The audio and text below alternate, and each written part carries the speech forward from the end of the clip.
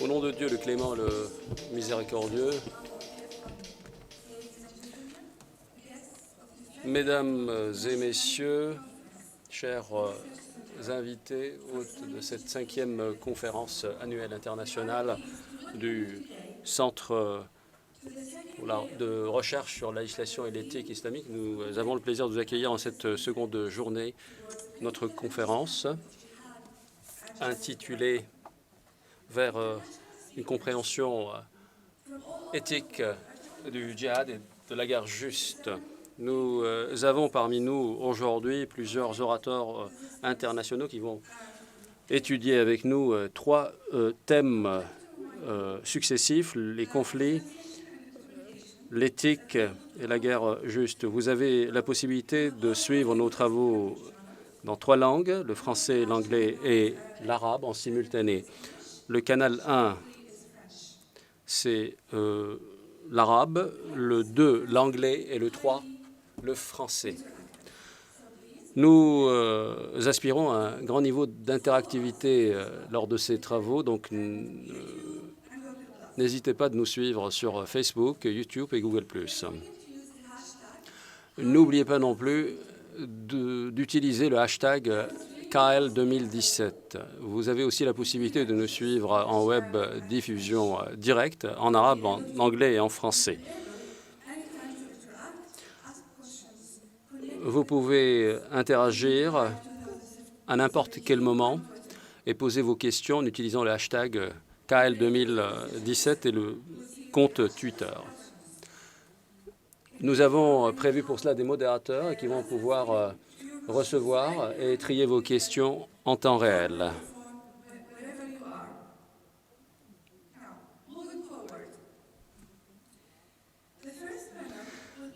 Le premier panel s'intitule « Revoir le djihad et la guerre juste ». Ça abordera toutes les questions liées au djihad et à la guerre juste. Les orateurs ce matin vont poser un regard critique sur ce thème et proposer une compréhension politique, culturelle et politique qui peuvent aider à poser un concept du djihad, de la guerre juste, du terrorisme. It's now my great pleasure to introduce. J'ai le plaisir maintenant de vous présenter le modérateur de ce panel, le Dr Ibrahim Zein, qui est professeur d'études islamiques et de religion comparée à la faculté d'études islamiques de l'université Hamad bin Khalifa au Qatar. Dr Ibrahim, vous avez la parole.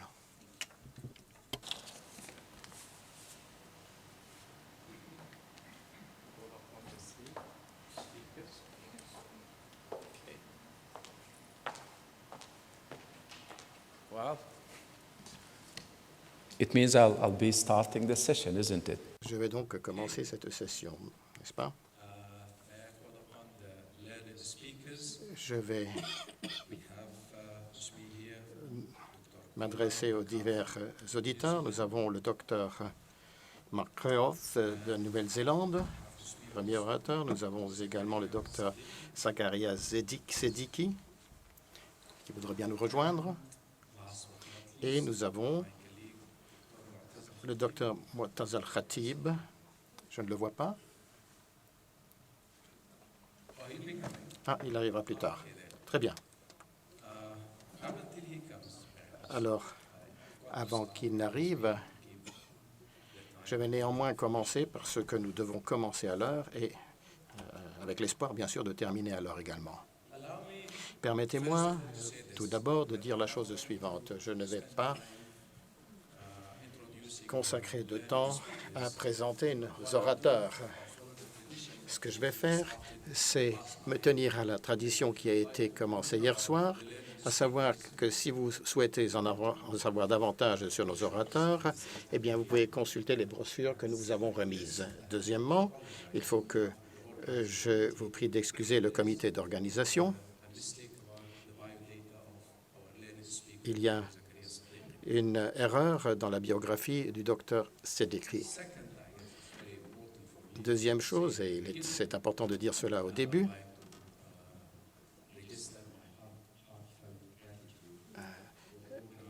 Je dois vous dire que je suis extrêmement reconnaissant aux organisateurs de cet événement important et j'aimerais également mentionner notre grand ami et gourou, le professeur Tariq Ramadan, ainsi que M. Shawqi Azhar. Et je devrais également mentionner mon bon ami, le Dr Fathri Juma. Je devrais les remercier de m'avoir invité. Et Monsieur Montaz arrive. Nous venons de commencer. Veuillez prendre place, s'il vous plaît. Donc, j'ai le grand plaisir, et je dois le dire très clairement, j'ai le grand plaisir d'assurer donc le bon déroulement de cette session. Et je dois vous dire au départ que la séance de hier soir était merveilleuse. Pour ceux qui ont manqué cette session d'hier, veuillez consulter Google et veuillez en fait écouter ce qu'on y a dit. La session d'aujourd'hui est en fait la prolongation de ce qui a été dit hier. Et je dois ajouter que j'ai eu le sentiment hier que la démarcation entre guerre religieuse et guerre politique, cette démarcation, cette scission n'est pas très claire. Et je voudrais émettre l'hypothèse que toutes les guerres que nous avons autour de nous, en particulier dans cette région du monde, sont religieuses par nature. Certains d'entre vous diront sans doute pseudo-religieuses, mais nous ne pouvons pas ignorer le fait qu'elles sont religieuses par essence. Elles sont, vous pouvez dire que ce sont des guerres sectaires, mais ce sont des guerres religieuses et il faut les comprendre et il faut appeler un chat un chat. Permettez-moi moi également, puisque j'assure la direction de cette session, permettez-moi de vous faire 3 propositions importantes. La première, puisque on a ce contraste entre le djihad et la guerre juste, et puisque l'Église catholique participe à nos débats, eh bien, j'aimerais dire la chose suivante. L'Église catholique, jusqu'à présent, tous les conciles, depuis le concile de Nicée jusqu'à Vatican II, eh bien, de notre point de vue de musulmans, eh bien, cela nous amène à dire que la déclaration de Nostra Aetate à Vatican II, cette déclaration n'a pas dit « nous sommes désolés pour les croisades, nous sommes désolés pour l'expulsion des musulmans de la péninsule ibérique ». Et je pense que c'est très important pour l'Église catholique de reconnaître l'échec moral. Qu'on aime cela ou non, il faut bien le reconnaître, c'était un échec moral. Le prochain Conseil aura peut-être suffisamment de courage pour s'occuper de cette question et pour faire face à cet échec moral qui a, c'est mon sentiment, hanté l'Église catholique pendant fort longtemps. Ce dialogue,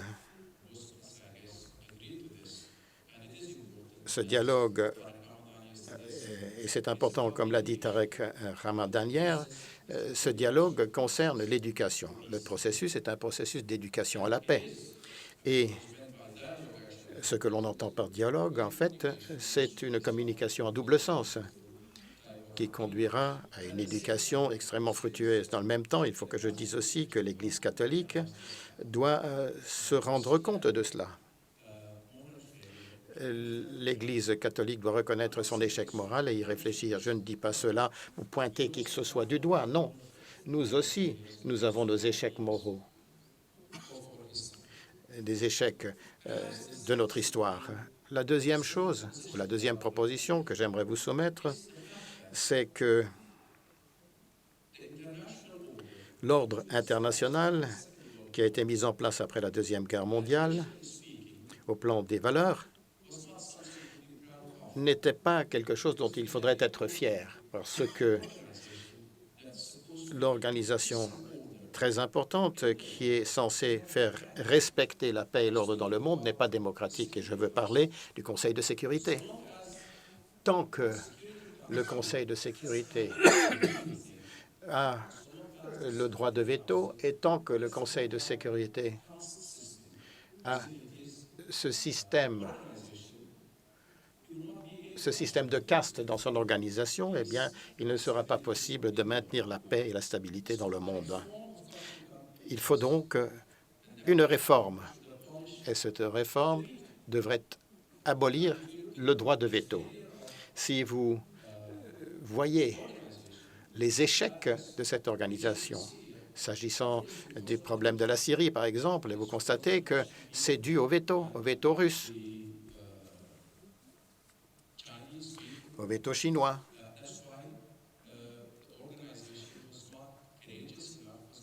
Voilà pourquoi l'Organisation des Nations unies n'a pas réussi à s'occuper de cette question de façon appropriée. Et comme nous parlons de guerre, je dirais que le Conseil de sécurité est très important à ce niveau. Enfin, il faut que je dise, et c'est une autocritique, une réflexion propre que nous devons avoir tous, musulmans, chrétiens ou athées.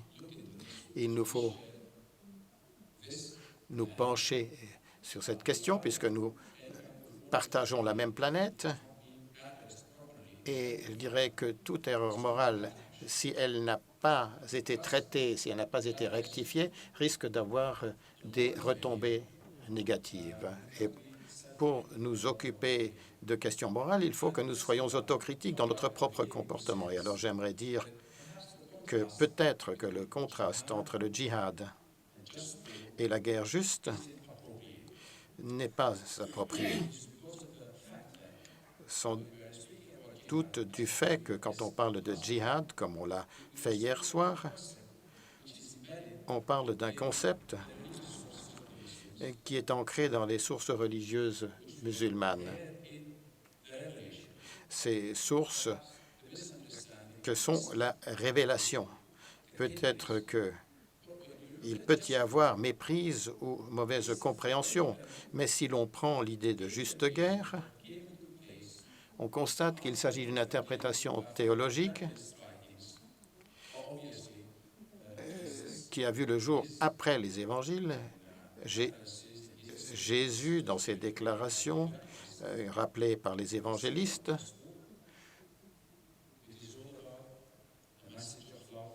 n'évoquait pas de juste guerre. Il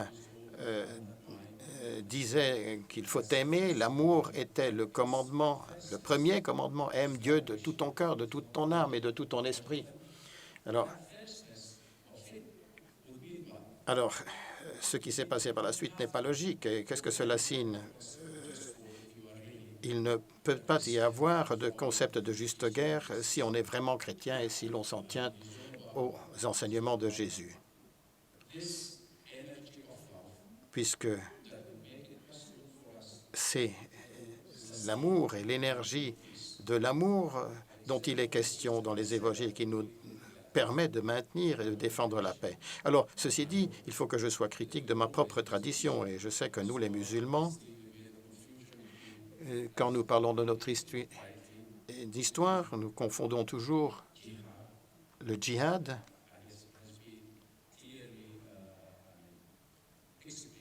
qui a été expliqué clairement par les orateurs d'hier soir, et je n'ajouterai rien à ce qu'ils ont déjà dit. J'aimerais toutefois dire que Al-Amiri a dit qu'il faut établir une distinction entre le djihad et al-hurub al-fitna et al-hurub al-salih, c'est-à-dire les guerres de la fitna, la guerre de sédition et les guerres économiques, peut-être comme traduction du deuxième terme. Il faut établir une distinction entre ces trois types de guerres.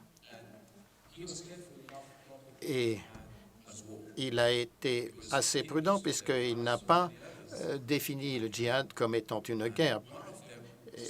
Et il a bien fait puisque le djihad a de nombreux niveaux. Et l'un de ces niveaux, c'est le combat. mais pas le combat pour le combat simplement, pour quoi que ce soit d'autre. C'est un acte de sacrifice. C'est un acte de sacrifice de soi. Mais nous, les musulmans, qui au cours de notre histoire ont commis tellement d'atrocités, atrocités qui sont en fait le témoignage de notre échec moral, bien souvent. Et cet échec moral se poursuit aujourd'hui. Donc, une bonne compréhension et une réflexion sur le djihad, c'est important pour nous. C'est important également pour les chrétiens de ne pas parler de guerre juste. Parce que je me rappelle qu'après la guerre et la terreur au Japon, les théologiens de George W. Bush ont utilisé le concept de guerre juste pour justifier l'agression de l'Afghanistan et l'agression de l'Irak. Alors, je vais donner la parole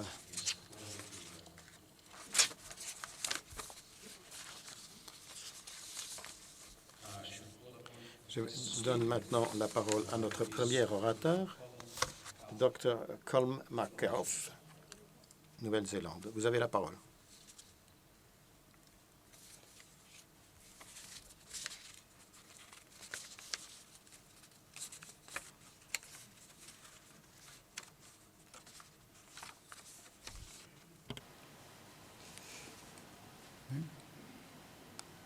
Yes.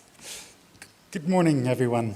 Bonjour, mesdames et messieurs, et merci aux organisateurs de m'avoir invité.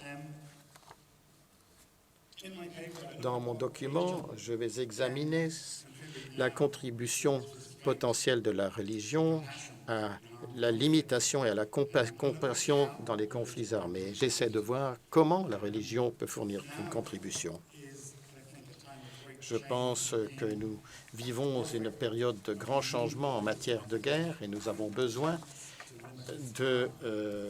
d'éthique et de religion pour limiter les dommages des guerres. Dans mon document, je porte mon attention sur la règle de la non-agression des civils pendant la guerre.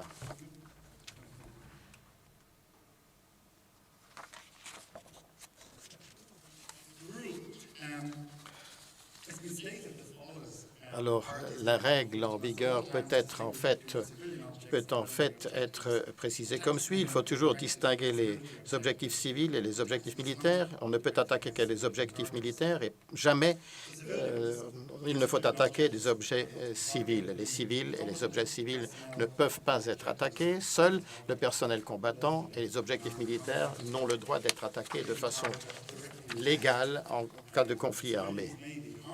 Les civils peuvent certes être blessés, mais indirectement seulement. C'est un effet collatéral prévisible d'une attaque contre un objet militaire, contre une cible militaire. La règle, donc, de la défense des civils donne une définition très simple du terrorisme. Le terrorisme vise des civils.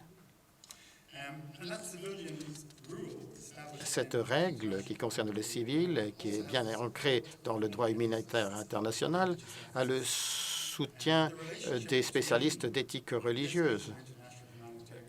Mais il s'agit en fait d'une loi humanitaire et il s'agit d'éthique tout à la fois, et cela va dans deux sens. Alors, je vais citer les évêques de l'Église catholique aux États-Unis. Ils décrivent la règle civile comme l'un des principes moraux centraux de l'éthique de guerre chrétienne.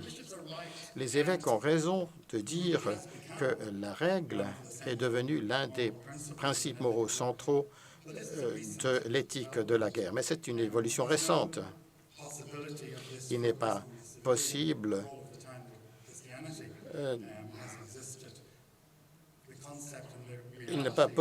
en fait, depuis qu'on parle des civils durant la période du christianisme, il n'est pas possible de se fonder sur une organisation particulière de la guerre et de la société pendant la guerre.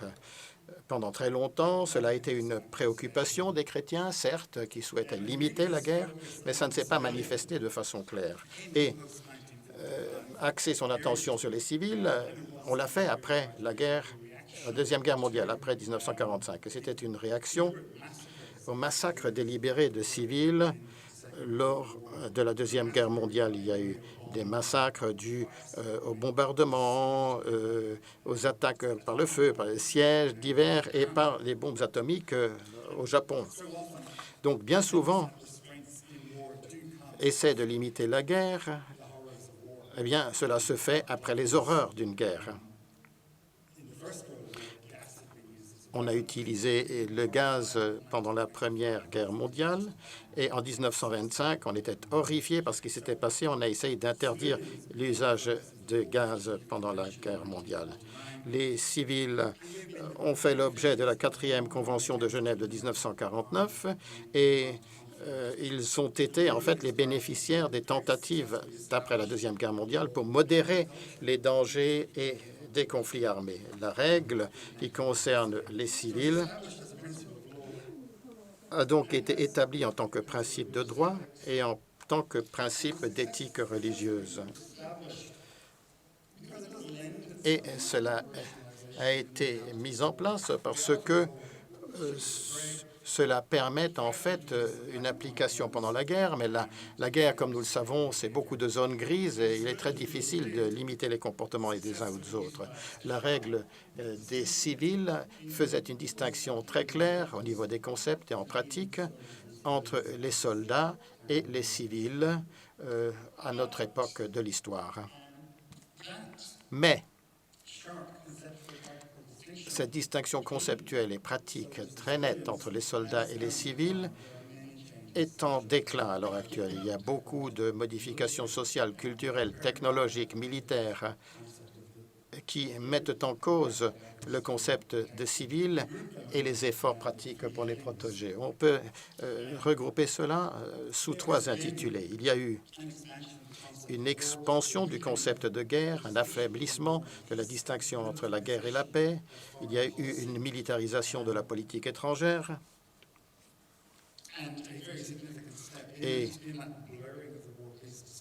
au niveau de ce gommage des distinctions, il faut dire que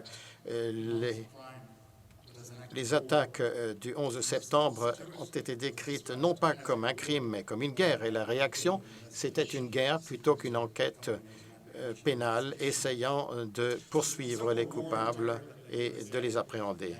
Donc, la guerre contre le terrorisme, ou soi-disant guerre contre le terrorisme des États-Unis, ont amené les États-Unis à être en conflit constant avec d'autres acteurs depuis 2001-2002. Et Barack Obama était le premier président qui a eu 2 mandats présidentiels alors que son pays était constamment en guerre. Et il s'agit de mettre fin à cette série constante d'assassinats et de violences. Mikhail Gorbatchev parlait, lui, tout simplement de militarisation de la politique dans le monde actuel. Voilà donc les premiers changements qui sapent le concept de civil. Et puis alors, il y a des modifications au niveau de ce que l'on appelle les combattants. Il n'y a pas de civil si tout le monde est combattant. Si tout le monde est civil, personne n'est combattant. Et si tout le monde est civil, on ne peut pas les cibler. Donc la règle, c'est que il ne devrait être permis d'utiliser la violence que contre des objectifs militaires, mais il ne faudrait pas, et c'est illégal, utiliser la violence contre des civils. Donc, on peut faire des sacrifices pour des objectifs militaires, mais les civils ne peuvent jamais être utilisés comme instruments pour réaliser ces objectifs militaires. Mais là aussi, la notion de combattant est également gommée. Alors, on n'est pas disposé maintenant à sacrifier des soldats pour des objectifs politiques. On ne veut pas risquer leur vie. On voit cela en particulier aux États-Unis. Donald Trump, à 1 semaine après son entrée en fonction, a évoqué la mort de 25 civils, de 14 militaires et de 1 soldat américain seulement. Donc la distinction combattant et civil Elle est également rendue floue en raison d'opérations dangereuses menées par des personnes qui ne sont pas des soldats. Il y a des organismes de sécurité privés qui sont utilisés. Et puis, il y a la cyberguerre, la guerre de la 5e dimension, qui en fait gomme la distinction de combattants et de civils. Et quand l'attaque a lieu, au moment où on active un firewall, et puis le troisième défi pour les civils concerne les objectifs mêmes. La guerre contre le terrorisme est une nouvelle approche s'agissant de la définition des objectifs. Les drones, les opérations des forces spéciales et les assassinats ciblés et l'utilisation de drones par l'administration Obama pour ce que l'on appelle les signature strikes, les frappes ciblées, qui visaient certains comportements qui, en fait, indiquaient une activité militaire. Alors, cette distinction est de plus en plus floue et je pourrais dire que toutes ces mises en cause de la règle des civils qu'il ne faudrait pas cibler, les modifications politiques, les changements divers, signifient que la règle selon laquelle on ne doit pas cibler les civils ne peut pas être remise en place. Il y a un quatrième facteur, le contexte social, culturel et politique actuel. On respecte de moins en moins le droit humanitaire international, on respecte de moins en moins les règles internationales fondées sur un certain ordre. Du côté des combattants non étatiques, mais également du côté des États qui ont mis en place un ordre libéral en 1945. Il faut donc de nouvelles règles. Toutes les règles deviennent caduques un jour, la réalité change et les règles ne répondent plus aux objectifs. Et je pense que c'est le cas de la règle en matière de civil. Nous passons à l'ère post-civile et il nous faut de nouveaux concepts de guerre et de terrorisme et de nouveaux concepts pour limiter la violence. Et il faut, et nous le devons, exprimer notre désir de limiter la violence. Nous pouvons faire preuve de modération en situation de guerre, même si personne dans la société est combattant, ou si personne n'est combattant, puisqu'il y a des ordinateurs, des robots, et il y aurait toujours des victimes civiles de la violence. Et il faut donc de la limitation là aussi. Nous sommes donc ouverts aux nouvelles manifestations du désir de limiter la guerre. Nous avons besoin de nouvelles définitions du terrorisme. D'autres concepts peuvent être utilisés. Le génocide. Le génocide, c'est prendre la vie des gens, non pas à titre de moyen, mais de fin. Alors, quelles sont les règles qui permettront de limiter le conflit? Je n'en sais rien. Je suis occidental et les règles futures seront formulées alors que le monde sera moins dominé par les Occidentaux. Et je ne sais pas quelles règles permettront de restreindre la violence dans les circonstances actuelles. Et je ne sais pas quelles règles seront efficaces au plan politique et quelles sont les règles qui seront globalement acceptées. Le point de départ, ce sera sans doute l'horreur que nous éprouvons face aux destructions de la guerre.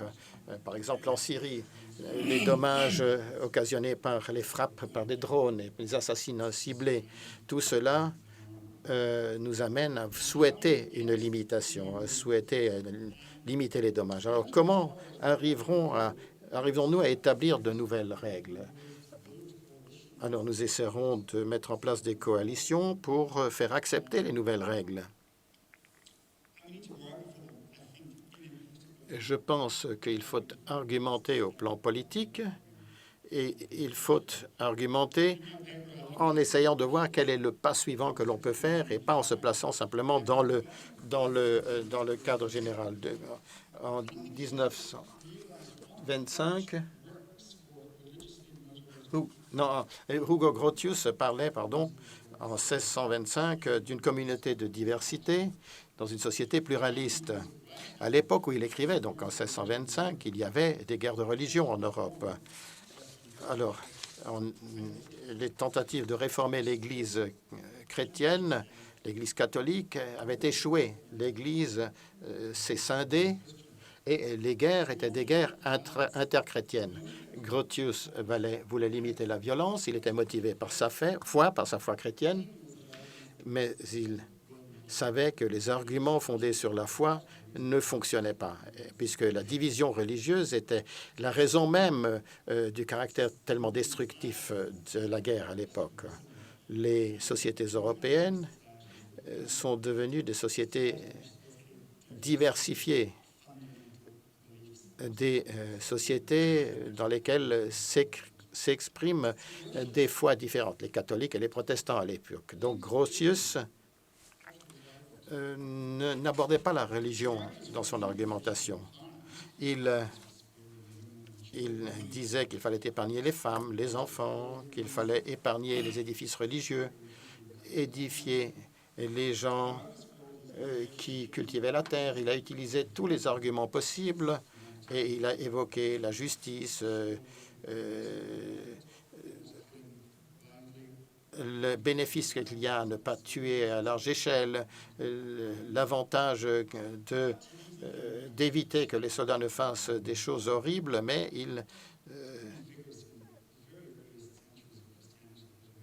en fait, il n'a pas réussi à faire prévaloir à son époque ses points de vue. Donc, les personnes qui ont des motivations religieuses tenteront de nous dire quels sont leurs points de départ et quels sont leurs objectifs finaux. Mais si l'on veut argumenter au plan politique, on n'a pas besoin de cela. Je pense que l'argumentation politique vise seulement le pas suivant, les options immédiates, sans se poser la question des prémices et des objectifs finaux. Et je pense que ce qu'il faut au départ, c'est mettre en place des coalitions et passer des alliances avec des gens avec lesquels nous ne sommes pas d'accord sur beaucoup de choses et peut-être pas sur grand-chose du tout. Mais il faut nous entendre sur la disposition suivante, donc travailler ensemble nous amène à penser qu'il est peut-être inutile de dire quelles sont nos convictions de base. Ça peut même être contre-productif.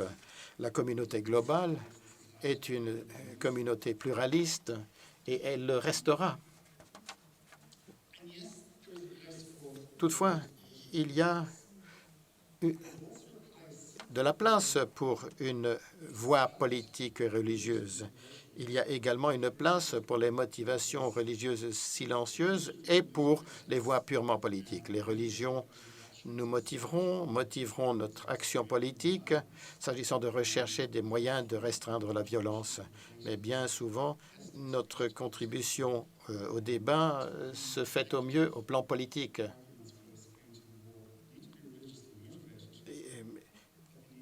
On peut avoir une argumentation religieuse, mais il faut s'exprimer au plan politique. Donc, conduit par notre horreur de la guerre, et nous sommes amenés à argumenter au plan politique pour demander de nouvelles règles pour restreindre les dommages infligés aux civils et pour parvenir à la compassion en pratique. Et ça, c'est le défi qui nous attend aujourd'hui. Merci.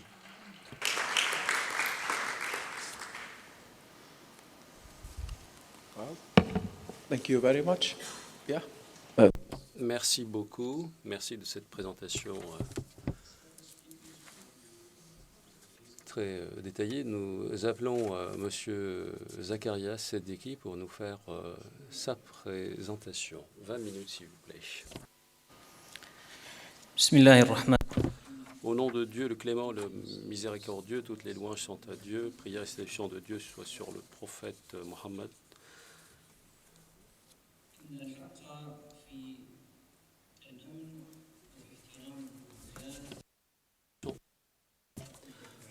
Le droit à la sécurité et à la protection des libertés est une revendication principale et qui se lie à l'ensemble des dispositions prééminentes et qui reviennent à l'individu pour pouvoir se protéger. Pour contrer injustice et agression et instaurer l'équité, toutefois l'incompréhension relative des règles du djihad, aussi bien au plan du dogme, de la morale qu'au plan de la jurisprudence, et cela dans des vastes classes de spécialistes ainsi que dans le reste de la société, compromet gravement cette notion qui peut susciter fractures et sur laquelle on peut jouer. De fait, la compréhension des textes de la révélation s'est ramifiée. La perception des réalités s'est diversifiée d'une réflexion sur les approches interprétatives dont on disposait. L'objectif était de cerner, d'appréhender le djihad sans toutefois formuler une théorie cohérente. Dans l'interrogation renouvelée de la révélation à la lumière de notre réalité et de ses outils et de notre état intellectuel actuel, eh bien, de nouveaux espaces de vision s'offrent à nous quant à l'ordre du djihad et quant à sa mise en action, tant au plan de ses intentions que de sa méthode ou de sa orientation. Cela permettra de nous libérer de la traduction et de l'emprise des réalités du passé. Dans mon exposé, je tente de présenter une vision du djihad. Dans ce document, j'essaie de présenter donc une vision du djihad en islam, système pour lequel la législation a fondé ses équilibres sur le lien qu'elle a établi entre ses visées et l'intentionnalité du djihad. Par ces textes, elle oriente et contrôle les réalités changeantes.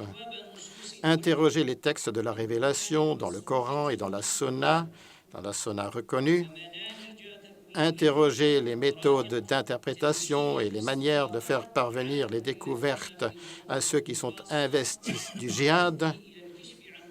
Cela nous permettra peut-être de dévoiler les fondements de cette théorie en partant donc la voie du djihad, et il sera possible à ce moment-là de concevoir un modèle pour son renouvellement.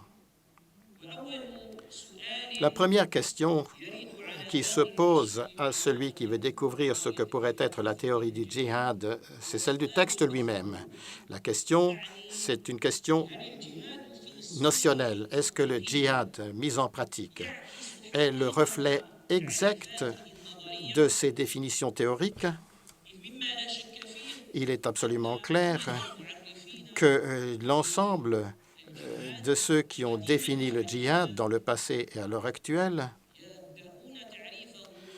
fondent leur tarif d'abord sur la langue, leur définition sur la langue, et puis ensuite ils arrivent à une définition lexicale, et puis ensuite, dans leur dernière phase, ils en parviennent à limiter cette définition au combat. Cette gradualité de la notion, on part d'une notion générale, puis on passe à une notion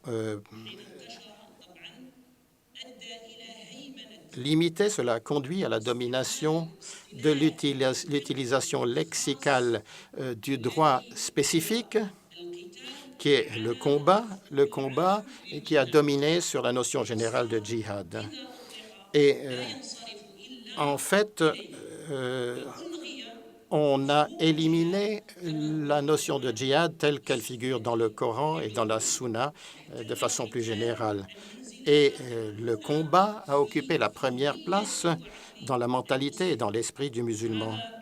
Et c'est quelque chose qui est toujours présent aujourd'hui. Si nous revenions à l'encyclopédie du fiqh, celle du Koweït actuel, nous arrivons à la définition que l'on trouve dans les livres des ancêtres. Et cette limitation ce raccourci qui limite le djihad à un type de combat pour en faire une réalité coutumière, cela a conduit l'esprit des musulmans à passer à côté de la réalité de la charia islamique et à ignorer le cadre plus vaste qu'évoquent les textes. Et cela, en fait, prête à l'utilisation de certaines personnes mal intentionnées. Lorsque l'on examine les divers aspects du djihad et les pratiques de ces programmes et de ces plans pratiques, on constate cela. Pour défendre le djihad, il faut revenir à la définition théorique. Ou bien on entérine cela, ou bien on ne l'accepte pas. Et en fait, ce n'est pas le terme lui-même qui nous met dans la situation dans laquelle nous nous trouvons, mais c'est l'impact du terme sur nos comportements. Voilà pourquoi limiter le sens du djihad à son sens purement lexical, c'est mauvais et il faut revenir au terme, le reconsidérer. Voilà pourquoi il nous faut redonner le sens général au djihad, et cela au moment de la diffusion de l'islam. Et Ibn Taymiyyah a probablement eu la bonne définition lorsqu'il a dit que c'est faire le maximum pour essayer de réaliser la justice. Quant au djihad au sens de combat, eh bien, c'est une exception qui a été diffusée par nécessité. Et conformément à ce changement donc de compréhension, on peut partir de l'idée que le djihad, c'est un devoir individuel, soit par le cœur, par la langue ou par les armes. Tout musulman doit combattre sous l'une de ces trois formes. Alors, la shahada a connu le même sort que le djihad. On a limité cela au plan lexical à la personne qui meurt dans un combat contre les incroyants, alors que la sunnat authentique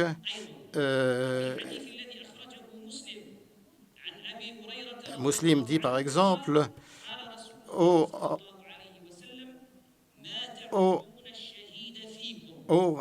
qui contenez-vous, disait le prophète, pour martyr? Et la réponse est, ô envoyé de Dieu, et martyr, celui qui a été tué sur le chemin de Dieu, celui qui est mort sur le chemin de Dieu.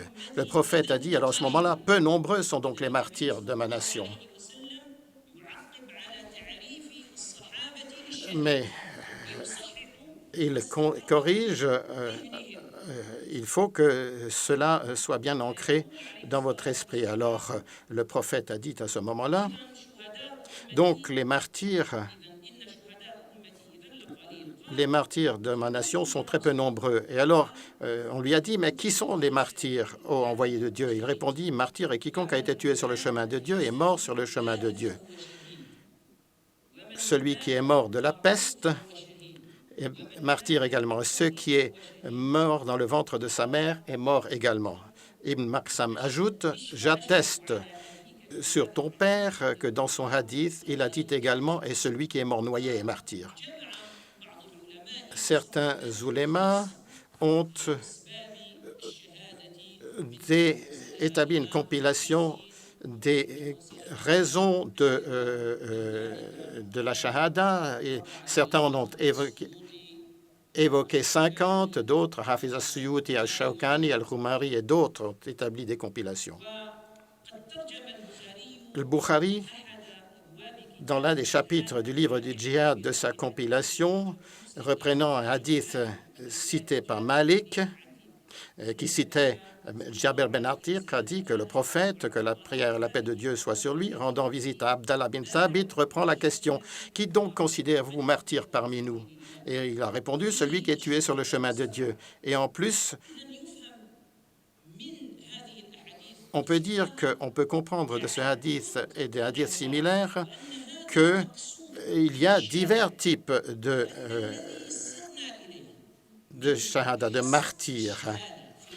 Et on a donc quelqu'un qui meurt à la bataille, qui est martyr. Et c'est une limitation de la signification générale. C'est comme si nous revenions avant ce qu'a dit le prophète pour corriger cette notion.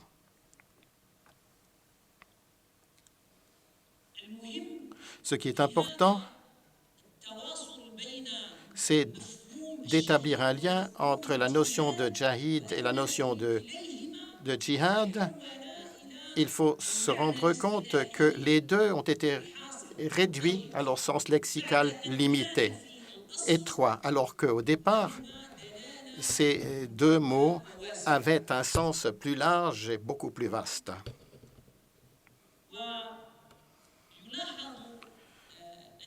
On note que parmi les causes de cette utilisation et de cette exégèse politique, à l'époque où ont été rédigées les œuvres des juristes, et cela perdure jusqu'à nos jours, l'exégèse politique pour la lecture des textes de la Révélation et leur orientation vers les événements politiques. Tout cela, ce sont les causes principales de la limitation des sens de la charia et une restriction de leur signification. On note également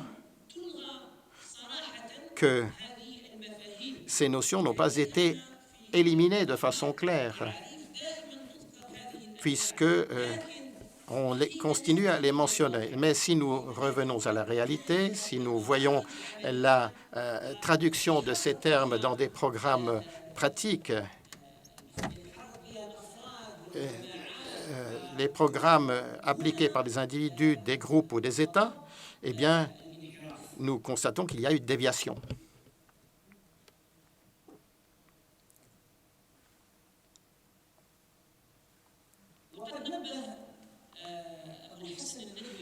Abou al-Hassan al-Nadwi a attiré l'attention sur le fait que la pensée contemporaine a vu une exégèse politique des textes, ce qui représente un danger énorme pour l'échelle des valeurs et l'échelle de valeurs que présentent les textes de la Révélation, puisque la vision humaine de la réalité et la soumission de l'individu à la réalité et la réflexion et les exégèses politiques de la réalité, en particulier avec les convictions qu'ont les gens, et ensuite d'appliquer cela à la révélation, cela limite, fait un repli par rapport à la vision initiale. Et il faut donc, pour cela,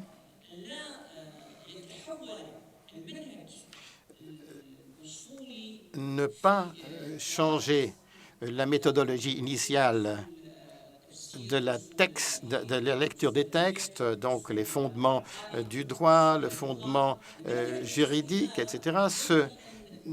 Cette méthodologie initiale doit en fait être... il faut la faire progresser pour lire les textes de la Révélation, et il ne faut pas remplacer cela par une méthodologie politique de lecture des textes.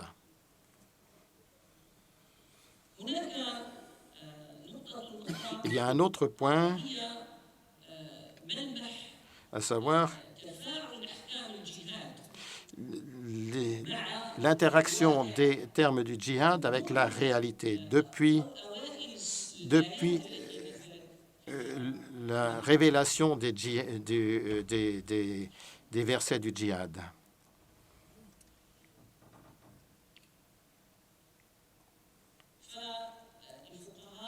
Les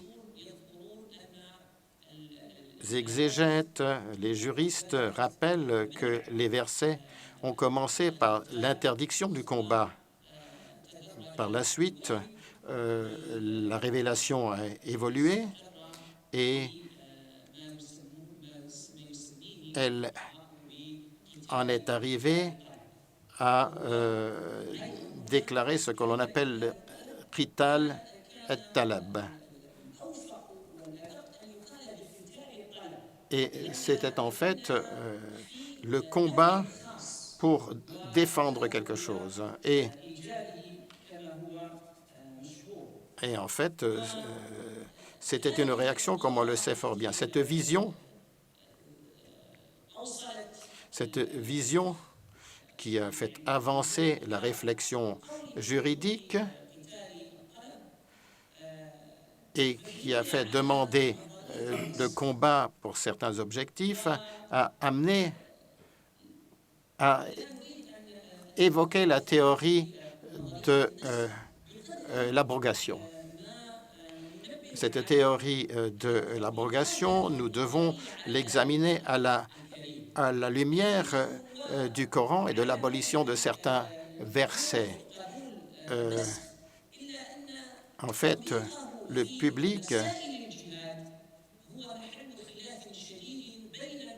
peut constater qu'il y a divergence très importante sur cette question de l'abrogation parmi les progressistes et parmi les autres également. Ibn Jauzi, par exemple, Gharnati, dans son exégèse, dans sa présentation de son exégèse, rappelle que les versets de l'épée ont en fait aboli 114 versets de 56 sourates. C'est-à-dire qu'un seul verset a remplacé et éliminé 114 versets. Et cela, en fait, n'a pas été rejeté. Il est donc absolument clair que les versets que l'on a dans ce contexte ne sont pas en fait abolis. Il ne suffit pas, il ne faut pas en fait qu'un texte ne soit pas appliqué pour qu'il soit aboli. Abul Bakr al-Arabi a déclaré que en fait, cette règle de l'abolition n'a pas de fondement réel. La théorie du djihad est ce qu'elle est aujourd'hui. Eh bien, il faut qu'elle soit fondée sur un choix juridique bien fondé, en se partant sur des fondements du droit, de la langue, de la religion, des fondements de l'exégèse. Il faut donc revenir à ces fondements-là en confiant cela à ceux qui sont qualifiés, comme par exemple le cheikh Youssef al-Qaradawi, qui a fait cela dans son livre sur le djihad. C'est une tentative très équilibrée de revoir la vision du djihad et de choisir ce qui pourrait fonder cette théorie. Alors, je ne souhaitais pas évoquer son refus absolu du qital al-talab, puisque cette question requiert une recherche ultérieure. Mais peut-être que dans son orientation du qital al-talab, par l'exégèse de ses intentionnalités, cela correspond peut-être à un besoin de revoir notre vision de cet aspect-là. Bien souvent, il s'agissait de défendre les victoires des musulmans. C'était un point de départ de la défense de ce qital al-talab. Et il a fallu donc que les conquérants qui sont morts eh bien, il fallait les défendre, en particulier dans les circonstances du passé. Il fallait confirmer ce qu'ils avaient fait. Et nous voyons aujourd'hui l'interprétation politique et l'interprétation des divers intérêts. Nous voyons que, par exemple, derrière ces conquêtes, il s'agissait tout simplement de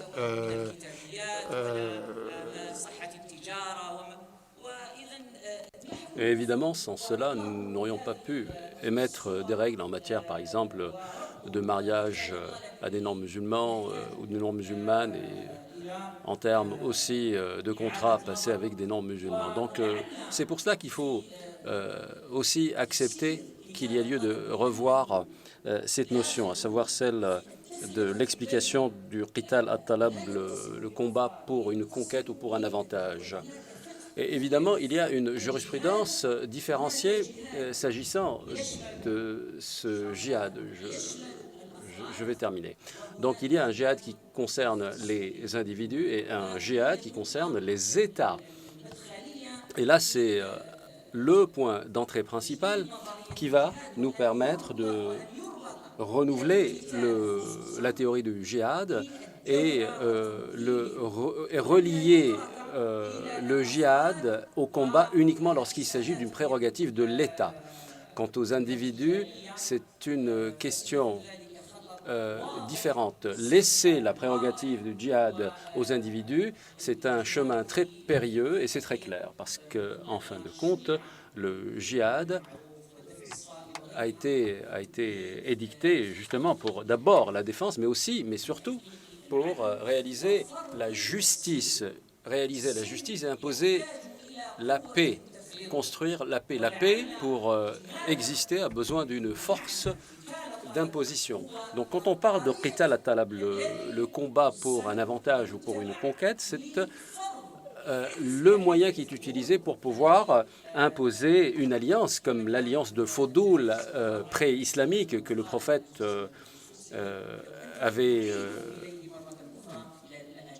dont le prophète avait dit que s'il avait été invité à faire part de l'alliance al-Fodul, il l'aurait accepté. Donc comment accepterait-il de se joindre à une alliance dont les partis sont incrédules alors que son action principale était de les mettre à bas? Aujourd'hui, grâce à cela, on peut comprendre que c'est d'abord pour réaliser la paix qui est la première finalité, la première visée, et que l'effort principal devrait être consenti pour réaliser la paix. Et la paix ne peut être atteinte que par une force dynamique organisée au plan d'un État pour pouvoir imposer cette paix et repousser toutes les menaces qui peuvent entraver cette paix.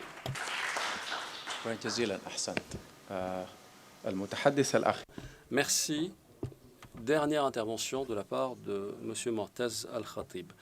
J'entends...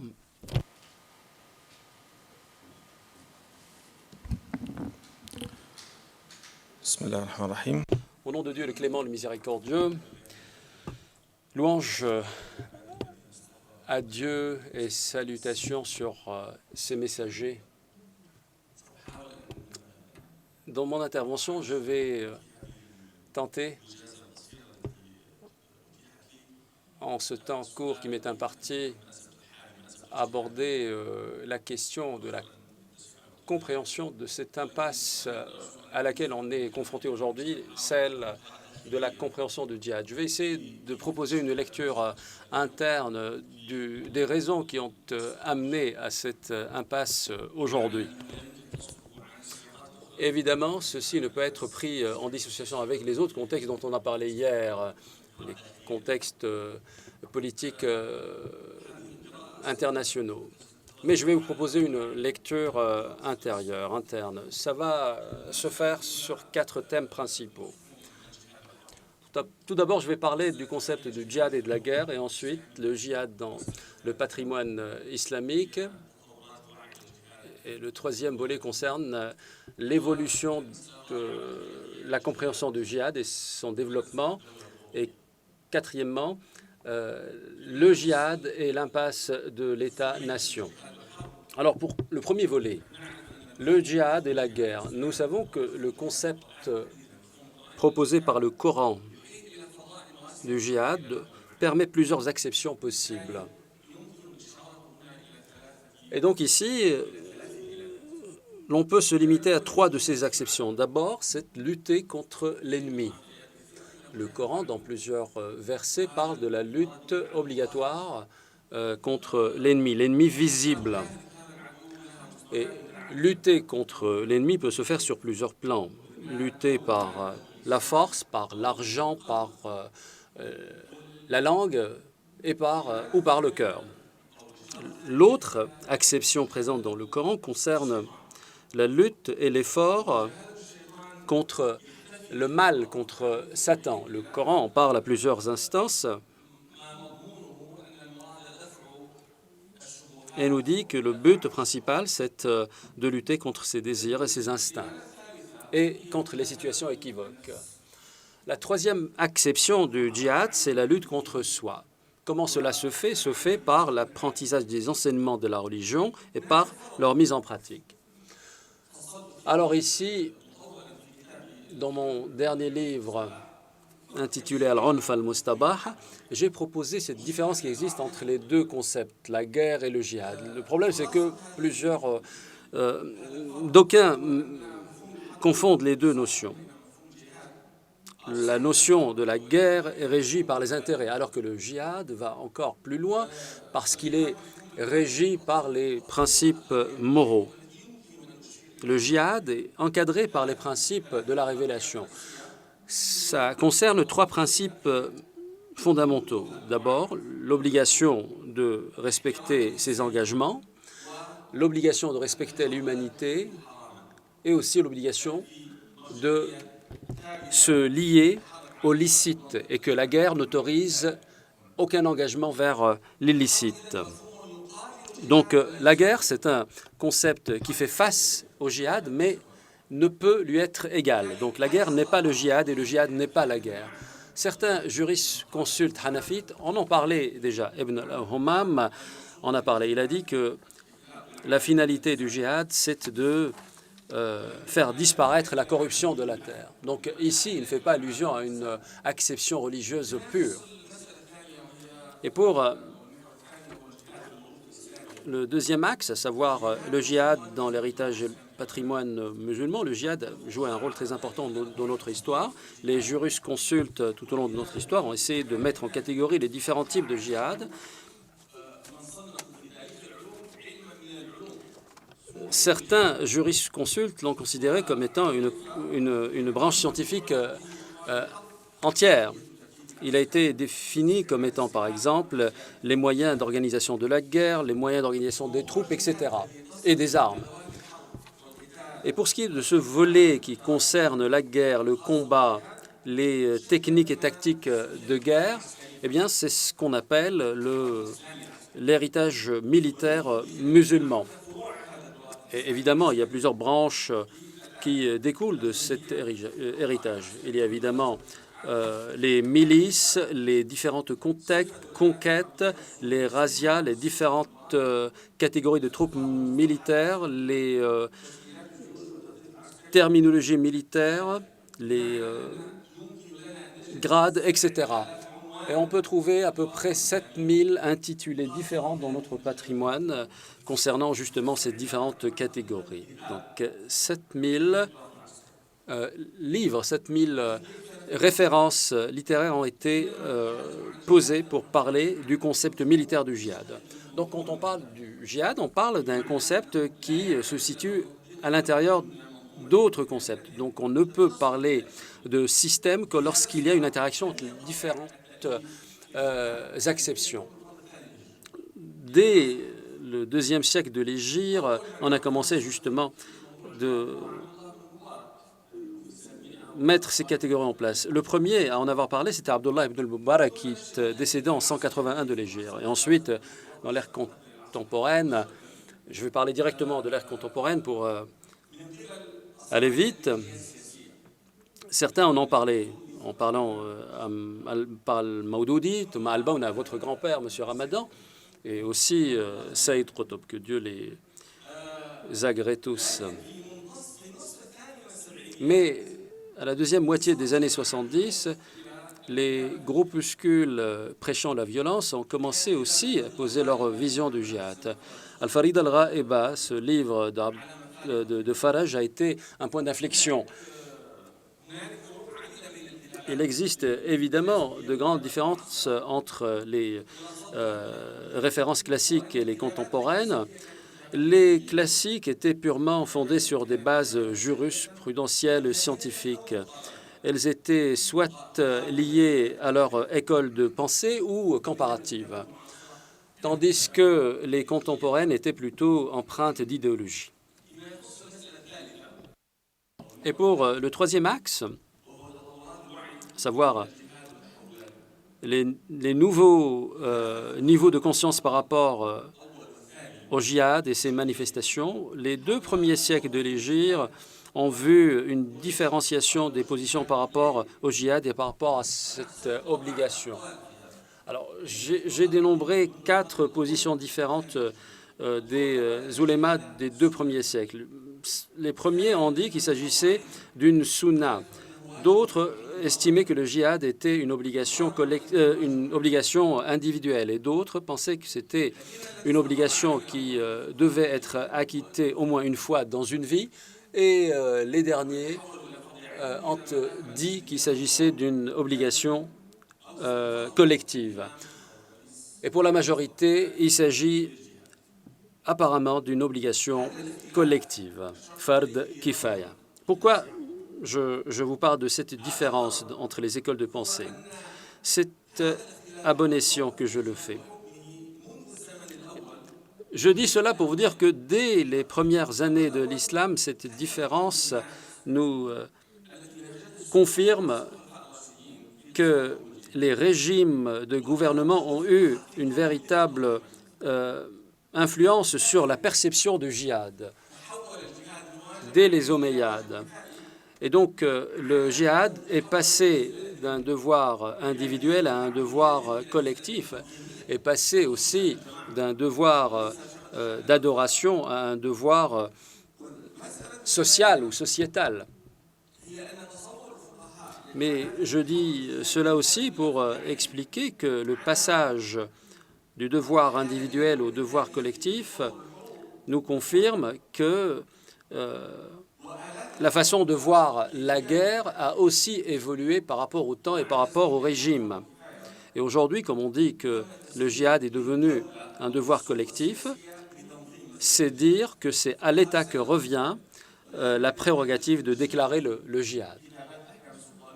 Dans Al-Ahkam al-Sultaniya et Taratib al-Idariya, on parle justement de plusieurs prérogatives qui ne reviennent qu'à l'imam, qu'au chef de l'État. Certains jurisconsultes lient donc cette prérogative à celles qui sont propres au chef de l'État. Certains disent qu'il faut entrer dans les rangs d'une armée sous l'égide d'un chef d'État, même s'il est injuste, même s'il est agresseur.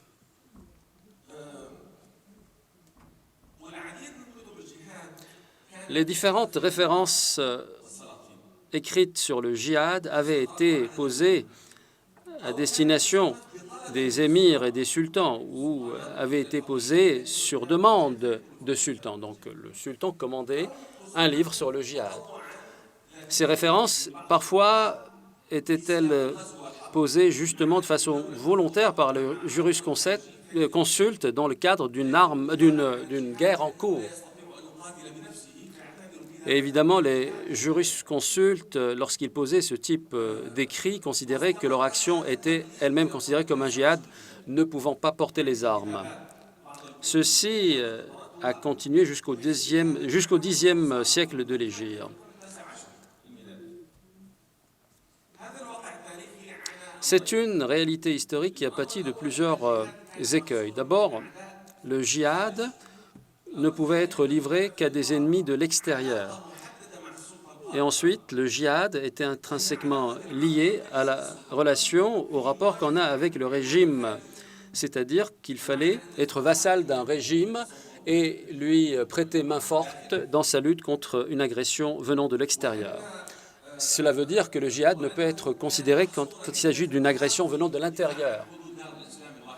Les jurisconsultes ont également permis le djihad lorsqu'il s'agissait de défendre les frontières de la maison de l'islam unie. Mais par la suite, à l'essor des États-nations, les choses ont changé.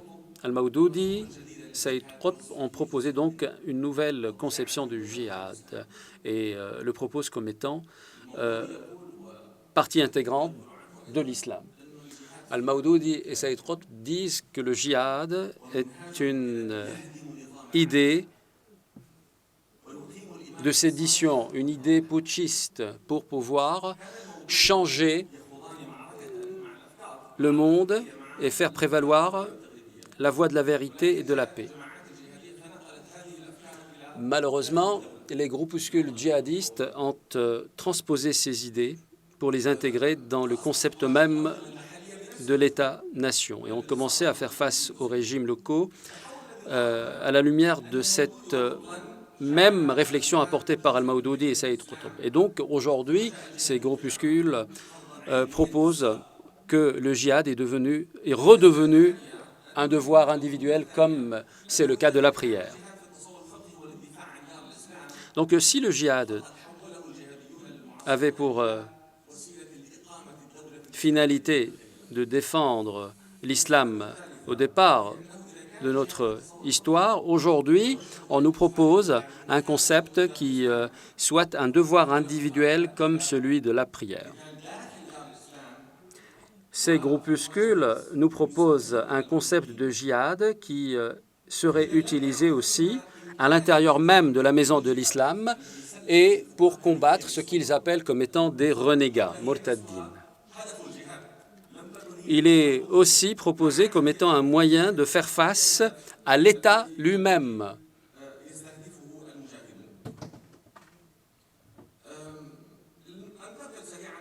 Rapidement, permettez-moi de passer au quatrième axe par lequel je terminerai, djihad et impasse de l'État-nation. L'essor des États-nations aujourd'hui pose le djihad devant un grand dilemme. Vous savez, ce concept d'État-nation est un concept étranger au djihad traditionnel. Comment intégrer la notion de djihad dans qui recèle de 7000 chapitres ou références écrites dans un concept moderne? Et cette transition entre le passé et le moderne a posé plusieurs écueils. Donc, l'État-nation se fonde sur 4 principes fondateurs fondamentaux. Un de ces principes est la référence à la raison et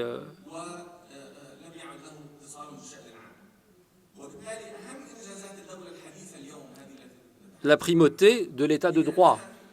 Donc, aujourd'hui, l'État-nation s'occupe de l'organisation de la vie sociétale et monopolise l'usage de la force à l'intérieur.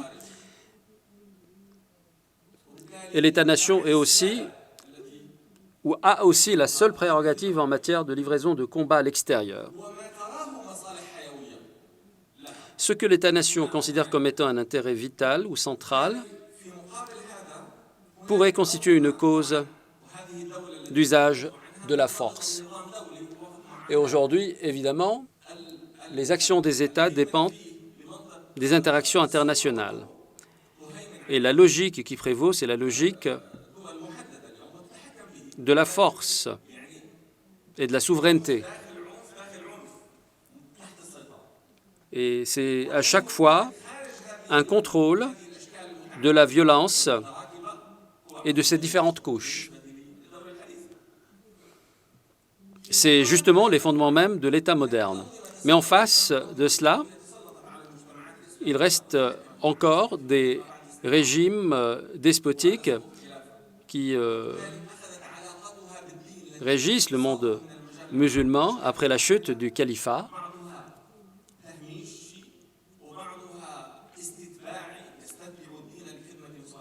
Certains de ces régimes ont tenté de marginaliser le fait religieux, d'autres ont essayé de le vassaliser et d'autres l'ont intégré. Et donc, les régimes post-coloniaux dans notre monde arabe font face à une impasse, à savoir l'impasse de la légitimité.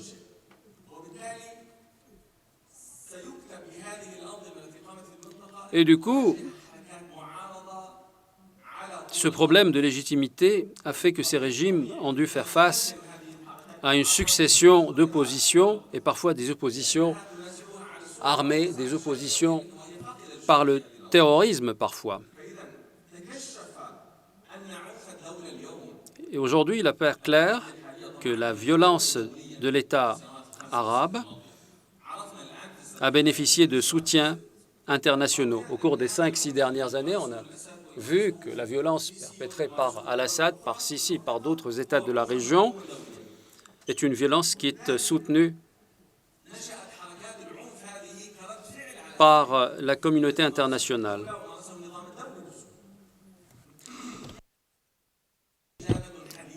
Et donc cette violence, aujourd'hui, pourrait être considérée comme la réponse moderne à l'impasse à laquelle fait face l'État moderne. Donc les mouvements de violence aujourd'hui ne sont pas des mouvements enracinés dans l'histoire, ce sont des mouvements nouveaux qui centrent leur action ou qui axent leur action sur l'État qui ne veut pas lâcher du lest et souhaite pérenniser son monopole de la force. Ces mouvements sont également modernes, tant ils empruntent des notions nouvelles par rapport à l'usage de la force. Ces mouvements, même si elles souhaitent s'inspirer de quelques patrimoines, cette récupération du patrimoine est une récupération sélective, mais le transpose à la modernité. On ne peut donc pas se suffire de ces récupérations en faisant fi du contexte général auquel j'ai essayé de faire allusion. Je vous remercie.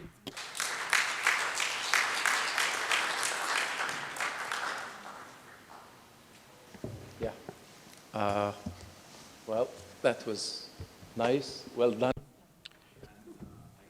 Merci.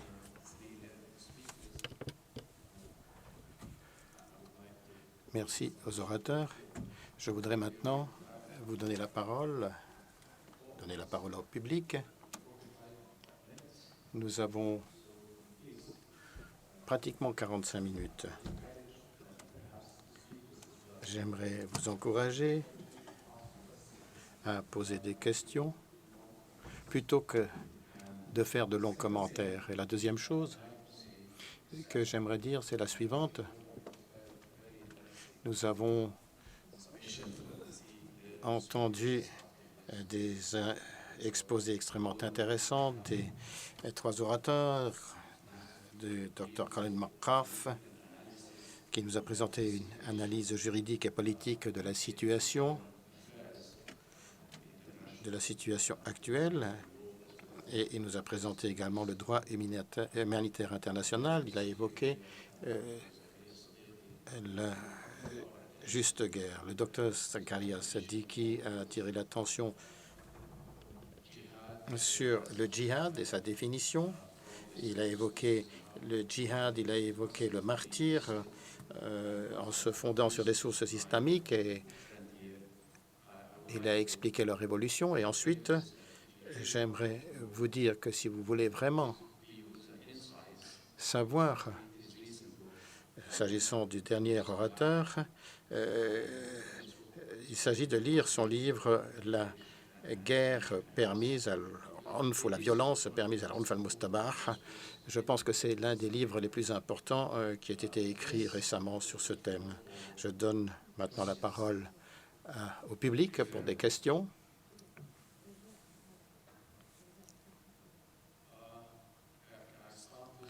Je vais commencer par le cheikh. Ensuite, je passe à notre ami là-bas, et puis ensuite à la troisième personne. Je vous en prie. Pouvez-vous d'abord dire qui vous êtes? Au nom de Dieu, le clément, le miséricordieux, je voudrais remercier les divers intervenants, ceux qui sont intervenus aujourd'hui et ceux qui sont intervenus hier. Je remercie le Centre qui nous a invités à cette rencontre et à ce dialogue. Et je voudrais vous dire quelques mots simplement. Tout d'abord, on a fait allusion au djihad et je vous dirais qu'il y a deux études sur la guerre et sur la religiosité, l'une aux États-Unis, l'autre en Grande-Bretagne, en disant que les religieux qui évoquent le djihad sont très peu nombreux. Et on peut donc nier un lien entre la religion et le djihad, puisque le djihad, ou ce qu'on appelle le djihad, est le fait d'ignorants. Et beaucoup de personnes qui pratiquent le djihad aujourd'hui ne connaissent pas grand-chose à la législation musulmane. J'ajouterai également que le djihad, si c'est une notion qui est une notion que l'on partage, le docteur Murtaza Khatib a dit que le djihad couvrait des notions différentes, mais cela fait partie également de notions plus grandes encore. Le djihad, il faut le voir dans le cadre de la civilisation, de la justice, de la liberté, ce qui m'a frappé en fait, c'est quelque chose qu'a évoqué le docteur Seddiqi. Je comprends que, en fait, nous essayons d'appréhender le djihad en nous plaçant dans notre circonstance actuelle. Et il est clair que ces notions, en fait, sont assujetties aux civilisations et également aux circonstances du moment. Mais on ne peut pas faire abstraction de ce qui s'est passé. Et nous ne pouvons pas éliminer cela complètement. Voilà pourquoi de revoir la théorie du djihad à la lumière de la réalité ne doit pas nous faire éliminer ce que recouvraient ces notions dans le passé, à l'époque où il y avait des circonstances différentes. La définition du djihad est ce qu'on dit les spécialistes en parlant d'une définition générale jusqu'à arriver à une définition spécifique. Je voudrais indiquer que les juristes, lorsqu'ils ont défini le djihad, l'ont défini comme disant que c'était un comportement humain et que l'exégèse parlait des actes des musulmans. Et il y a eu d'autres définitions du djihad dans la révélation, etc. Et en fait, le djihad est un comportement et il régit la relation entre des personnes et des États.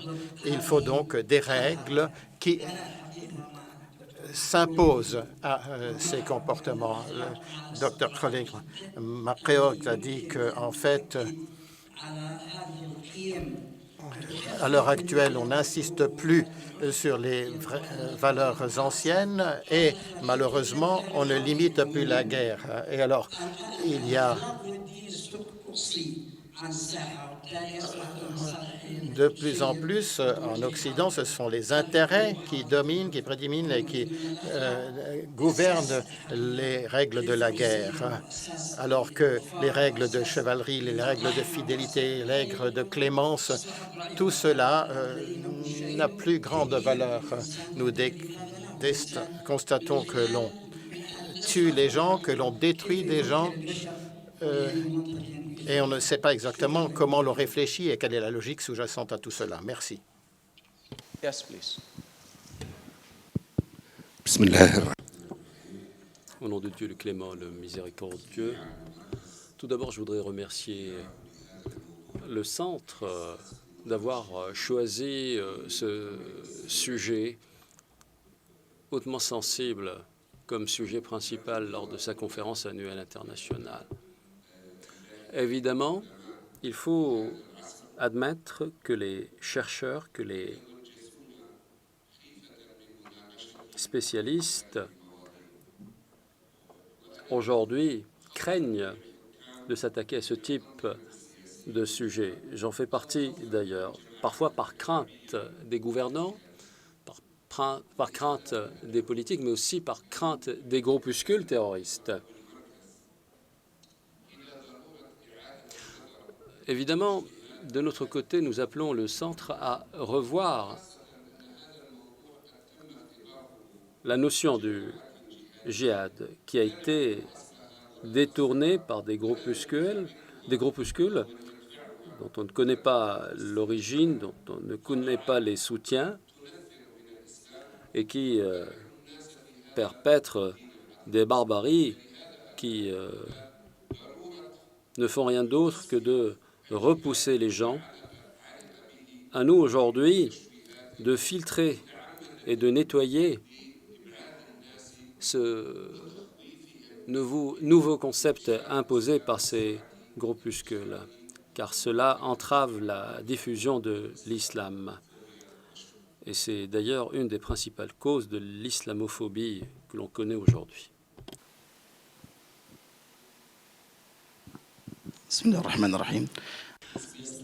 Je m'appelle Yasser Gharbari. Merci au Centre d'avoir proposé ce sujet très important. Je pense que cette conférence aurait été d'autant plus efficace si l'on pouvait avoir également des présentations de la part de généraux. Ayant moi-même servi à l'armée égyptienne, ça aurait été intéressant. Khaled ibn al-Walid, politiquement, avait des positions différentes par rapport aux injonctions du calife. J'ai une deuxième observation. Monsieur Siddiqui a parlé du rôle des religions dans la gestion des conflits. Est-ce que vous pouvez me donner un exemple d'une contribution de la religion dans une résolution de conflits? La première génération, après le prophète, n'a pas été exempte de ces barbaries. J'ai visité le Darfour, ils sont tous musulmans, sunnites, mais malgré cela, la guerre fait rage. En Somalie, ce sont des chaféites, mais la guerre fait rage. Mais la religion, donc, me semble-t-il, n'a jamais contribué à la résolution de conflits. Vous avez fait allusion à d'autres jurisconsultes comme Ibn Taymiyyah. Moi, je pense que dans le texte d'Ibn Taymiyyah, il n'y a pas de contexte. Ibn Taymiyyah, par exemple, autorise de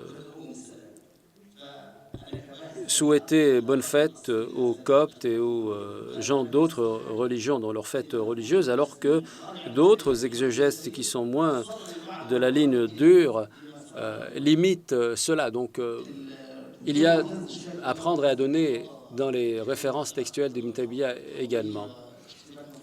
Et pour ce qui est de l'impasse de l'État-nation, évidemment, j'ai bien entendu lorsque vous dites que c'est dû au fait du manque de légitimité de certains régimes. Comment vous expliquez les conflits qui ont précédé l'existence, qui ont préexisté à l'État-nation?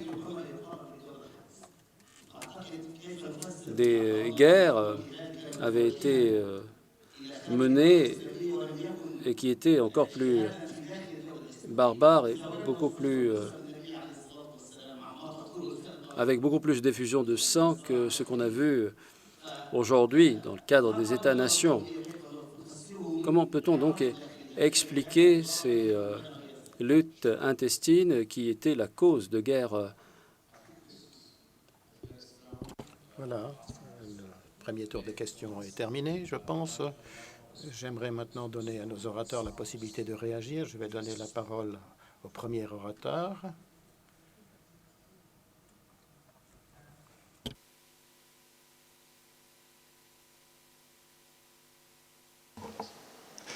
To the final question.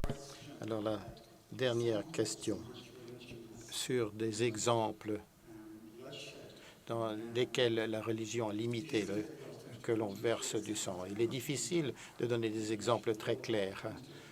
Même le droit international a empêché des conflits. Je pense que le premier exemple, c'est la Croix-Rouge internationale. La Croix-Rouge est intervenue non pas simplement au plan humanitaire pour traiter les victimes de la guerre, avec ses médecins, etc. Et la Croix-Rouge aide également la diplomatie,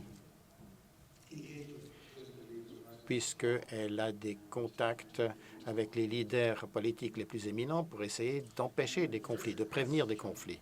La première question, vous avez cité 2 études sur le terrorisme qui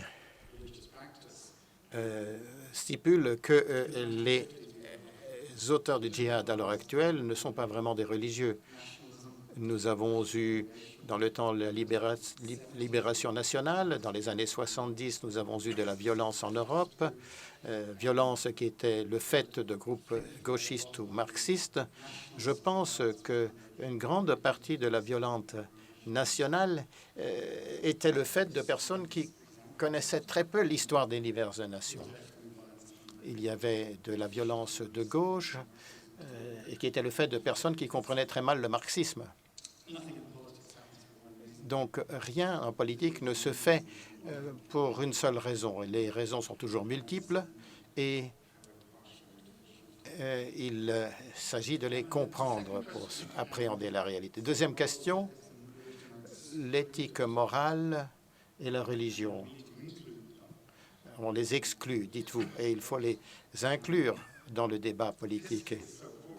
L'histoire est très pauvre s'agissant de la prise en compte de la religion dans le débat. Même aux États-Unis, en ce moment, il y a un débat sur les dispositions en matière de santé.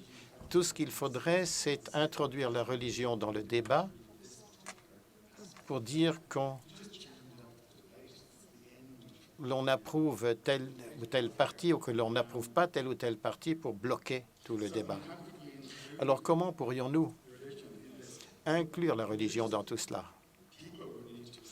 Les religieux devraient commencer à se respecter davantage les uns les autres et ils devraient avoir un dialogue et un dialogue efficace, sans friction. Ce serait le point de départ. Merci.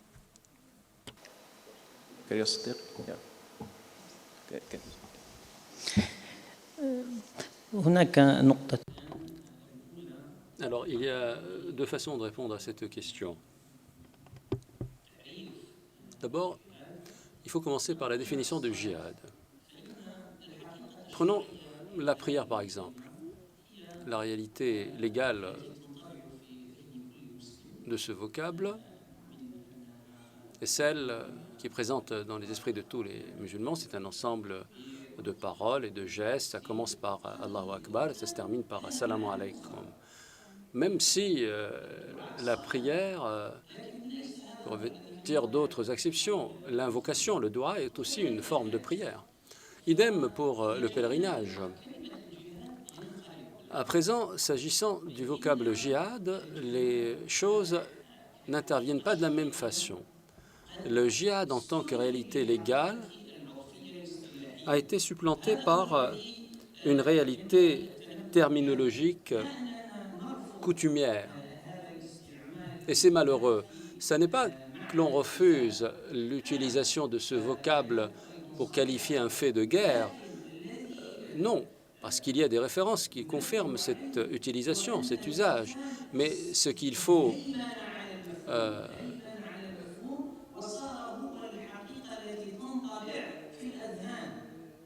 dire, c'est que malheureusement, c'est la notion de combat qui a monopolisé le concept global du djihad, et ça n'est pas juste.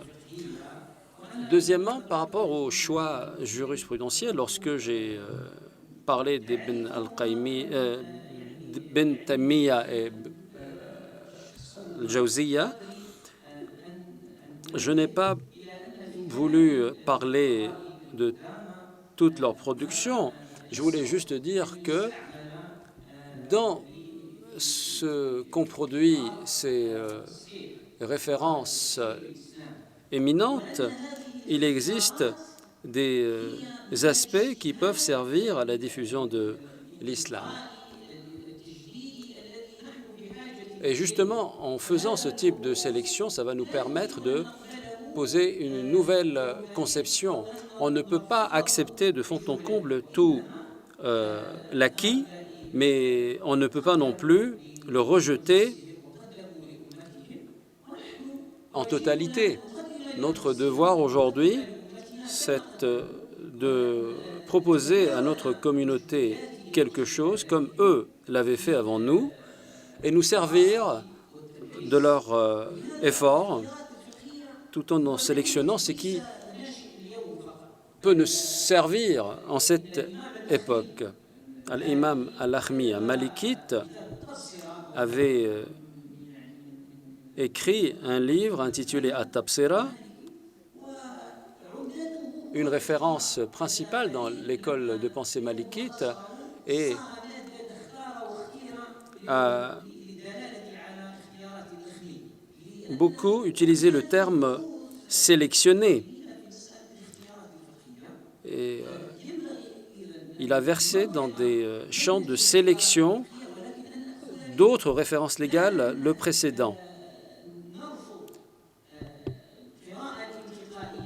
On n'est pas en train de rejeter la lecture sélective. On est en train de dire au contraire qu'il faut sélectionner ce qui est de mieux dans ce qu'ont dit les Ibn Taymiyyah et les autres avant nous. On ne peut donc pas mettre un coup de frein au processus de sélection. Avec cela, il faut se doter d'une méthodologie claire et précise qui serve notre communauté aujourd'hui, sans se dissocier des visées, des finalités qui restent des fondements immuables de notre droit. La sécurité, le droit à la vie, ce sont des fondements immuables. Adorer Dieu est strictement lié à la sécurité. Qu'ils adorent leur Seigneur qui leur a donné la sécurité, qui les a nourris et qui leur a épargné la peur. Donc,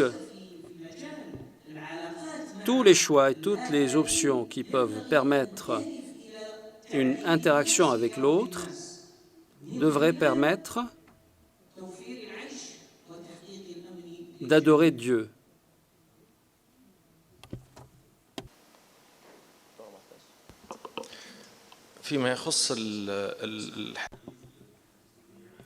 En ce qui concerne la description de la violence d'aujourd'hui, c'est un nouveau phénomène. Évidemment, ça ne veut pas dire qu'il n'y avait pas de violence par le passé. La question aujourd'hui est, est-ce que ces faits de l'histoire étaient qualifiés de djihad? Non. Dans notre patrimoine islamique, il y a 3 termes. Le premier terme, c'est al-mihna, ensuite fitna, et ensuite jihad. Et ce que j'ai expliqué concerne seulement le 3e volet, le djihad. Et pour ce qui est des mihan, il s'agit de circonstances de l'histoire à partir du 3e siècle de l'Hégire qui décrivent les exactions qui étaient perpétrées contre les savants. Donc on parle d'exactions et de sympathie vis-à-vis de ceux qui en font l'objet. Donc il s'agit de violences qui étaient faites à l'encontre de savants de la part du gouvernement. Et le deuxième vocable, ce sont les fitan, fitna. Ça qualifie des circonstances où il y avait des luttes intestines à l'intérieur du califat, à l'intérieur de Dar al-Islam. Et là, évidemment, les positions n'étaient pas claires. Il y avait une confusion entre ce qui est de droit et ce qui ne l'est pas. Donc c'était des luttes politiques intestines. Beaucoup de recherches ont été écrites sur ce sujet. Moi-même, on m'a demandé d'écrire dessus. Malheureusement, je n'ai pas pu publier à l'intérieur du Qatar. Please, no comments. Des questions maintenant pour un deuxième tour de parole. Des questions seulement, pas de commentaires, s'il vous plaît. Si vous avez des questions adressées aux orateurs. 2 minutes par question.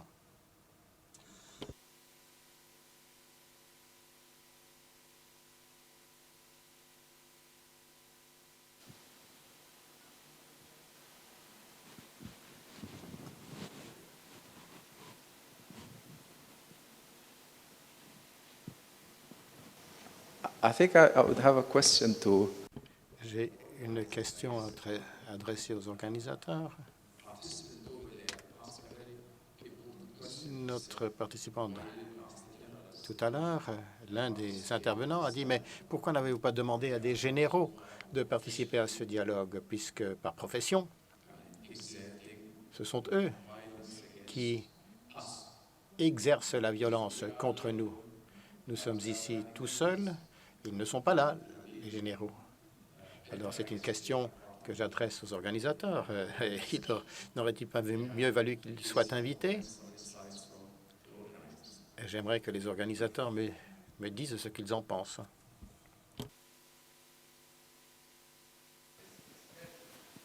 Micro, monsieur, s'il vous plaît. Le micro. Sans micro, nous n'entendons rien. Merci pour votre commentaire. Merci. Nous avons consacré beaucoup d'efforts à diffuser les informations de cette conférence et nous avons utilisé tous les canaux dont nous disposions, le site web, des tracts, des listes d'emails, etc. Nous avons également donné des informations sur Facebook ou sur d'autres sites. Et je dois vous dire que votre commentaire est tout à fait approprié. Nous espérons que à l'avenir, davantage de personnes travailleront avec nous. Mais je suis sûr que beaucoup de personnes qui nous suivent dans le monde sont en train de nous suivre en direct sur web streaming. Il nous faut dire également qu'au Qatar, il y a en ce moment 3 conférences simultanées. Une ici, une à l'Institut Doha et une autre conférence également. Donc 3 conférences pendant ces deux jours. Je ne dis pas cela pour nous excuser, mais nous avons fait de notre mieux. Nous sommes heureux que vous soyez tous là. Nous sommes heureux que vous ayez l'occasion de poser vos questions et nous sommes heureux également de recevoir vos commentaires en ligne sur Twitter, sur Facebook. Et je ne peux que souhaiter que cette réunion soit fructueuse. Merci.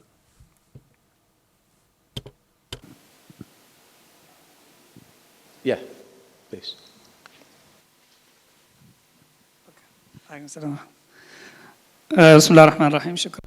Merci beaucoup, chers amis, de vos interventions. J'ai un commentaire sur la dernière intervention. Ça me rappelait ce qu'a dit un Premier ministre français. Il a dit qu'il faut laisser la guerre aux généraux.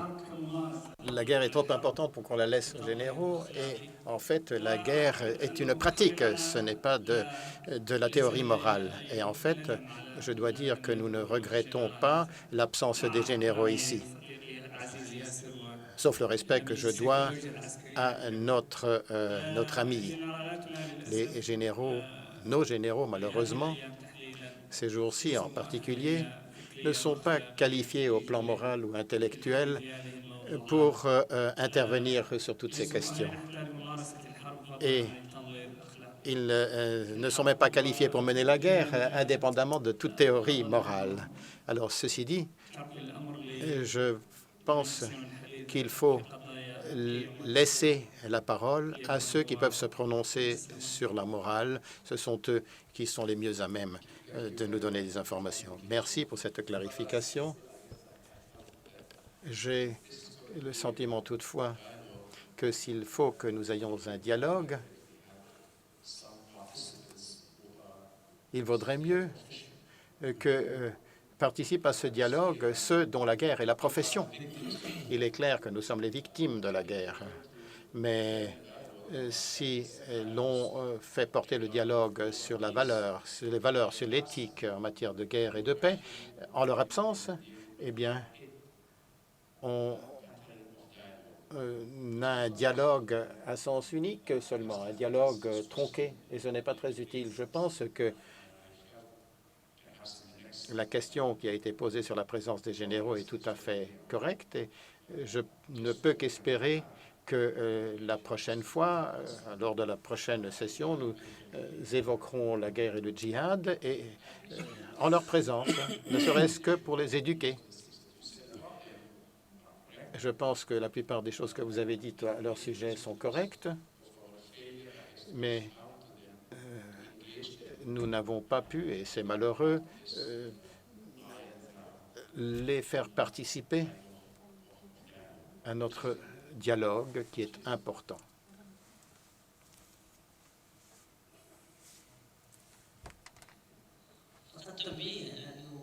Alors, je dirais que le meilleur politique qui a gouverné en France était un général.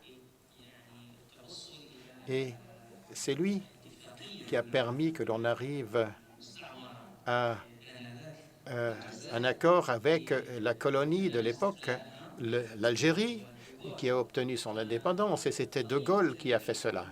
Donc, la question de la pratique du combat et de la guerre, voir cela avec une certaine hauteur, je crains que cela manque un peu de réalisme. Et l'islam, en traitant cette question, se fonde sur une méthodologie réaliste, pratique, pour gouverner les relations entre les opposants. Et il y a des méthodes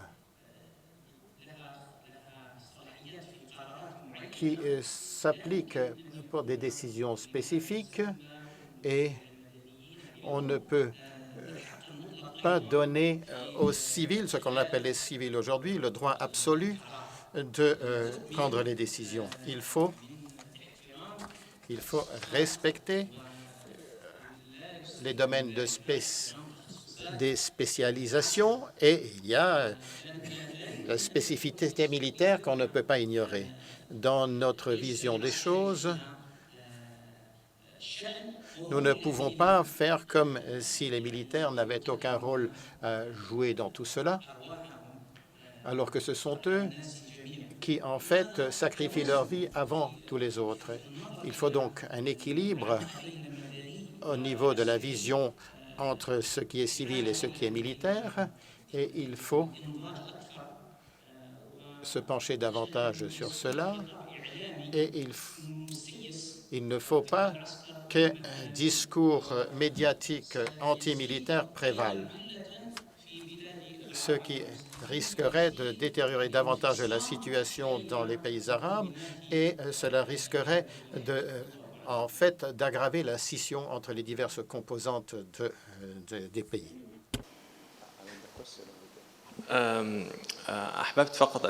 Je voulais juste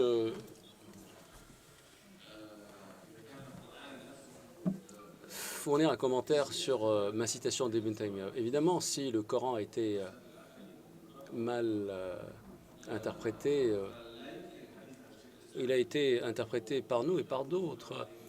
Il n'est pas possible de penser que Ibn Taymiyyah se contredisait entre deux lignes qui se suivent. Moi, je ne pense pas qu'il racontait n'importe quoi. Le problème, c'est la lecture que l'on fait d'Ibn Taymiyyah lorsque l'on extrait de son contexte historique. C'est ça le problème. Ça ne concerne pas uniquement Ibn Taymiyyah, ça concerne tous les autres textes du même type. Évidemment, les groupes et les groupuscules tentent toujours de trouver une figure emblématique pour pouvoir reposer leur doctrine dessus. Ça n'est pas nouveau. Il faut toujours trouver une autorité, quelle qu'elle soit. Ça peut être une autorité religieuse, ça peut être un prophète ou une figure emblématique. D'ailleurs, Ibn Taymiyyah n'a jamais été une figure emblématique dans l'histoire. Il l'est devenu aujourd'hui. Il n'est devenu une figure emblématique qu'aujourd'hui. Dans notre histoire islamique, Ibn Taymiyyah a toujours été marginal, à l'exception de l'école hanbalite. Même si l'école hanbalite ne le suit pas, ils se sont mis à l'écart par rapport à ses dires.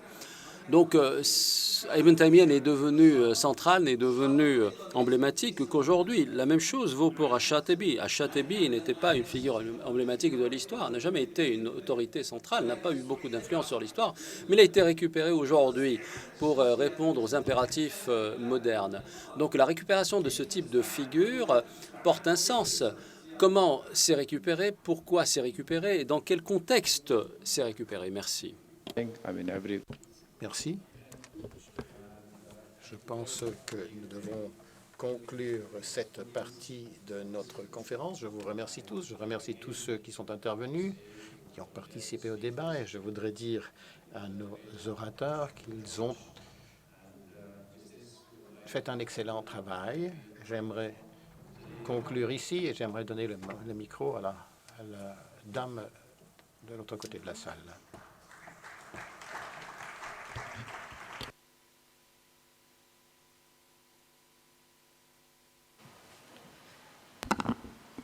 حضورنا الكريم. Mesdames et messieurs, nous vous remercions d'avoir interagi avec nous. Nous allons avoir une petite pause et nous allons nous revoir dans 10 minutes pour la séance suivante. Merci.